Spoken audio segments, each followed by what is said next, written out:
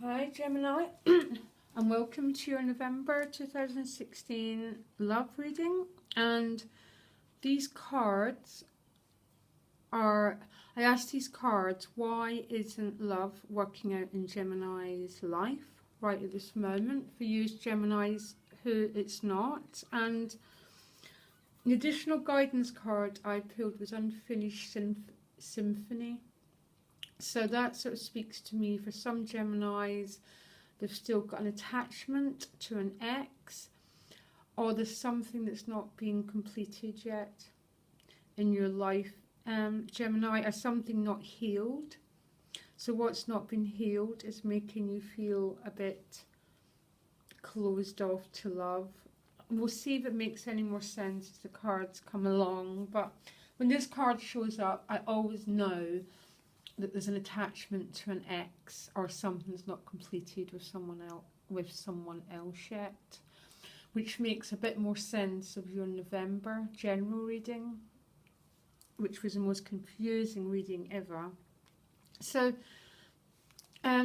you start November, and this is your attitude towards relationships, which, you know, this is you and you're carefree, you're being carefree, having fun here, not being too serious. It could also mean that there's a friend who's been a lover, or there's been an ex-lover that you're just trying to be friends with.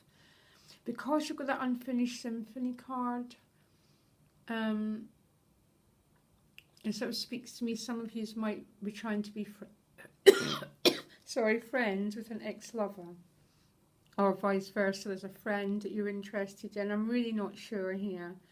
But your attitude to relationships is quite light, Gemini, which is quite happy, which I'm really quite pleased to say, because you did get a heavy November general reading. I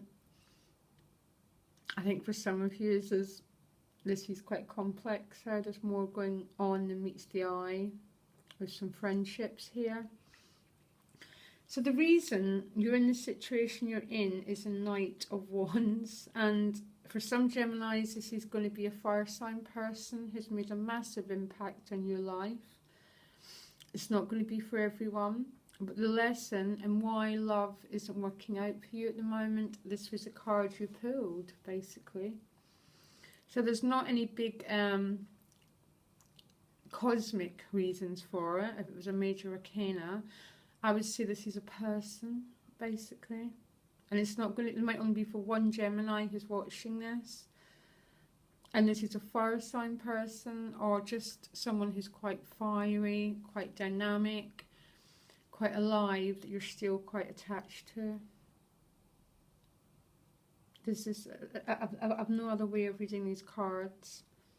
And if that doesn't make sense to you, then it's just not your reading. There's nothing I can really do about that, guys. But the attitude you've been asked is to declare yourself, Gemini. So if there's a love interest that you're interested in, you have got to declare yourself, declare your interest, or you've got to let go and move on. Put territory down, go, right, okay, that's it, I'm moving on. Or alternatively, if there's someone you're still interested in, which I think is this character, you're going to have to say it as it is. Aries got almost identical reading, and I've done 4 readings since then, so they've been shuffled very well. You're going to have to declare yourself. That's the action you've been asked to take. Or alternatively, some of you are going to have to let go. You're going to have to say, right, no more, and put your boundaries down. It's really, really interesting, and I think I'm a bit confused again, Gemini. I'm sorry. Your readings, I find your readings a bit complicated all the time. But your advice card is to allow yourself to be vulnerable, and that's why I'm getting some Geminis have an unfinished situation around them, and you don't want to declare yourself because you don't want to be vulnerable. You don't want to risk being exposed. You don't want to risk being hurt. And maybe for some of you, you're just trying to keep it a friendship level, but there's so much more going on for you, Gemini, basically.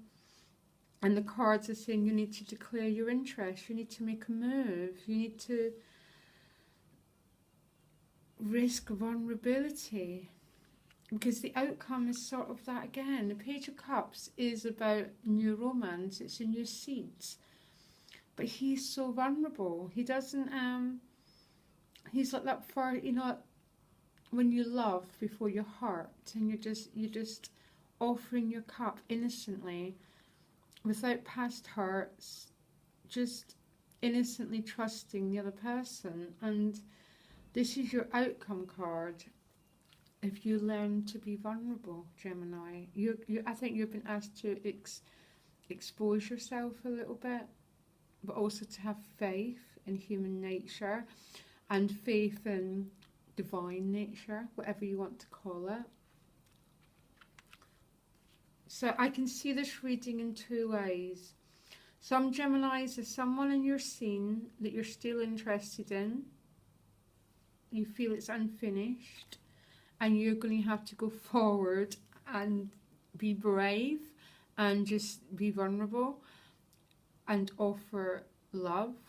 Or for some Geminis, you're going to have to let go of this unfinished situation, to say enough's enough, I'm moving on. And you have faith, and as you do move on and you allow yourself to love again and open up to the world again, potentially new love arrives. It's that you can't lose in this. You can't lose in this, Gemini. There's no loss in this reading, basically. So either you're going to have to move on, or you're going to have to declare your feelings toward, I think this is another person, towards this person. And I very often see the court cards as people, but I think this is another person in your life.